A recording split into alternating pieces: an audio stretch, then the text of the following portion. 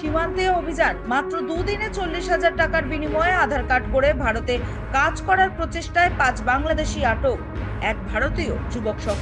ত্রিপুরার সেপাইজলা জেলার ভবানীপুর এলাকায় বড় সাফল্য পেল 69 নম্বর বিএসএফ ব্যাটালিয়ন। তবে রয়েছে হাজারো প্রশ্ন। যদিও স্থানীয় বাসিন্দাদের সহযোগিতায় বিএসএফ জওয়ানরা অবৈধভাবে ভারতে প্রবেশ করা 5 বাংলাদেশি যুবক এবং তাদের সহযোগী এক ভারতীয় যুবককে আটক করে যাত্রাপুর থানার হাতে তুলে দেয়। তদন্তে জানা গেছে, মাত্র 40,000 টাকার বিনিময়ে দালাল চক্রের সহায়তায় ওই 5 বাংলাদেশি যুবককে মাত্র দুদিনের মধ্যে আধার কার্ড করে দেওয়ার প্রতিশ্রুতি দেওয়া হয়েছিল এবং পরিশেষে তাদের হাতে তুলে দেওয়া হয় জালি আধার কার্ড।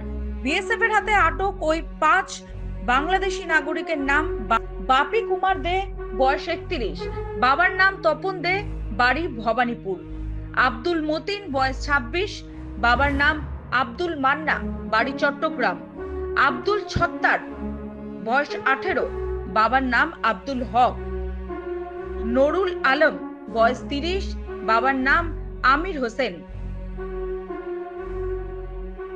মোহাম্মদ হাসান, বয়স 20, বাবার নাম আলী আশরাফ; মোহাম্মদ আরমান হোসেন, বাবার নাম নিজামুদ্দিন। এদের প্রত্যেকেরই বাড়ি একই জায়গায় বলে জানা গিয়েছে।